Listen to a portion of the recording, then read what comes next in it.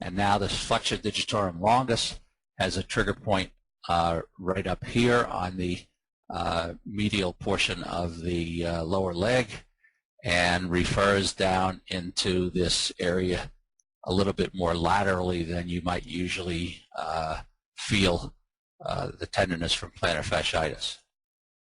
Tibialis posterior is usually palpated, the trigger point's usually palpated a little higher than this diagram will show, and will refer primarily to the Achilles tendon, but also secondarily to the insula and arch area. Now the quadratus plantae, which is the muscle just below the plantar fascia. The trigger point is right here, frequently just where the plantar fascia would be tender, and gives you heel pain rather than distinctly pain at the site of the trigger point. More often it's referred pain to the heel. Then you have all these intrinsic toe flexors. The abductor, this abductor digiti minimi, which is right along here in the lateral foot.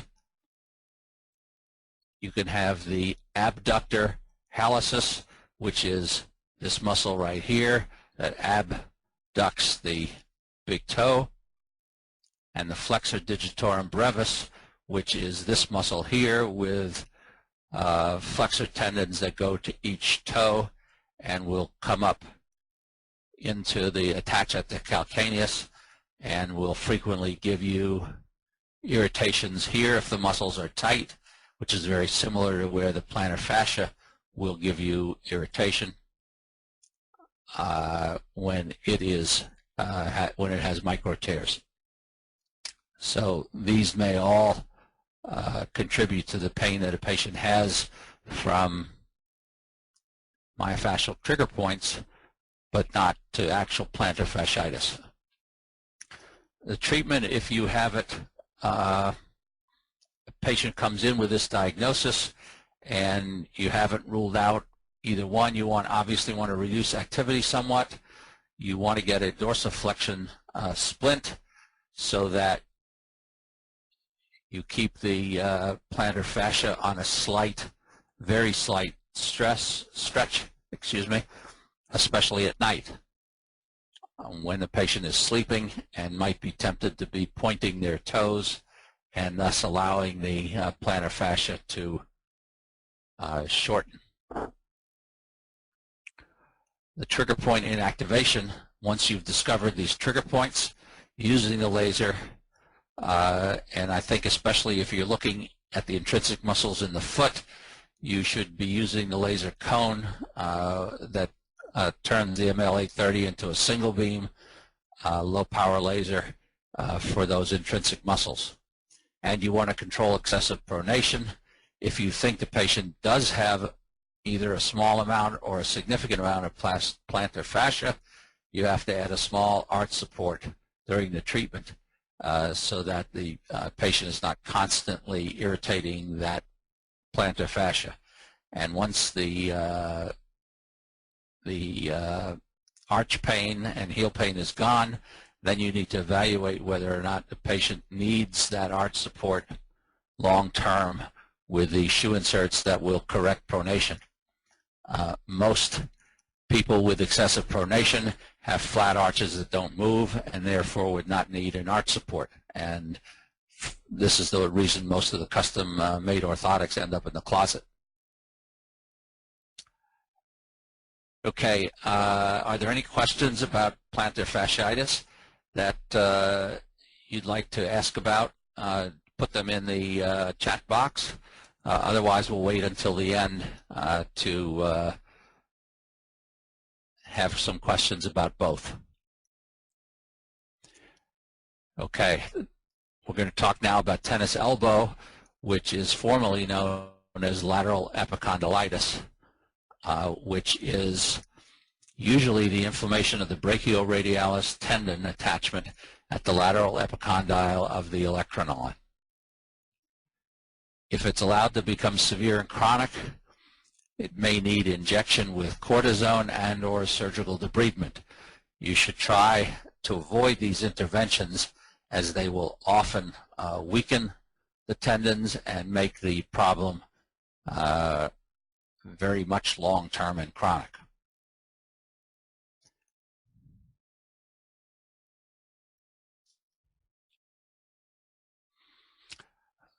The primary cause of lateral epicondylitis is the ulnar deviation or dropping of the wrist. If you try to drop your wrist towards the ulnar side, you can see that this will put a strain on the brachioradialis muscle and long-term will result in activating trigger points, tightness in the muscle, and pain at the tendon attachment at the elbow. And this can happen in sports. That's the reason that good tennis players will frequently use two hands for the backhand to avoid dropping the wrist. Diplomats and others who are in a receiving line shaking hands will tend to drop their wrist when they do that, which is why you'll often see someone who does this frequently using two hands to shake another person's one hand. Or repetitive stress injuries such as being on the assembly line and doing the same turning of a ratchet or a wrench constantly all day long, or using a computer mouse all day long. Again, you can imagine how you could get significant ulnar deviation of the wrist using a mouse. Another cause is if you have too tight a grip on too small an item, such as a pen, tennis racket. A good player will make sure that their racket size is large enough so that they don't grip the racket very tightly. They have to grip it just enough so that it doesn't fall out of their hands, but not too tight that it gives them an injury to the forearm muscle. Same thing with a tool on the assembly line or a golf club shaft. These are all kinds of things that people do that may cause injury and can cause the lateral epicondylitis symptoms. It can appear suddenly or have a slow, insidious onset. It could be either one. If we have myofascial pain, the muscles involved, we'll get to that in a minute, but it almost always begins with activating trigger points. That's one of the things that you see. Patients will always tell you that their forearm started bothering them first before the elbow did. The muscles that may be involved and should always be palpated to look for trigger points include the brachioradialis, the extensor digitorum, particularly the one that moves the third finger, the extensor carpi radialis, the extensor carpi ulnaris, the brachialis muscle, biceps, triceps, infraspinatus, supraspinatus, anterior upper trapezius, pectoralis major, and minor. These muscles here, the infraspinatus, supraspinatus, upper trap, pec major, and minor, all may refer into this area and set the stage for development of the problem, even if those other causes are not specifically present. These others are, the initial ones are the ones that are usually irritated by the particular activity and may in fact be the underlying cause of the lateral epicondylitis. Now here are some pictures of the muscles involved. The brachioradialis, you see this muscle right here. It refers down to the area between the thumb and index finger, but it also refers right to the area where a patient has pain at the epicondyle. And one needs to palpate this epicondyle very carefully to see where in fact the pain is, because if it's higher, it's most likely the brachioradialis. If it's lower, it may be one of the other forearm muscles. So it's important to know where the the actual pain is by rubbing your finger very gingerly over that painful area, and the patient can localize it for you very precisely. The extensor digitorum, particularly of the third finger, will give you pain right here and often is associated with the brachioradialis trigger point. They're almost always activated together. Then we have the extensor carpi ulnaris that runs along the ulnar side here, and will give you, I should say, gets irritated when you have a lot of ulnar deviation, and you find the trigger point here. Most of the referrals to the wrist, but you occasionally, if the muscle is very tight, you'll get some mild tendonitis type symptoms right up here. The extensor carpi radialis, as you can see, refers pretty much right to the same area of concern, as well as down in the thumb, is very similar to the brachioradialis in terms of its patterns of pain. The brachialis muscle found right here on the lower part of the humerus and goes across the elbow.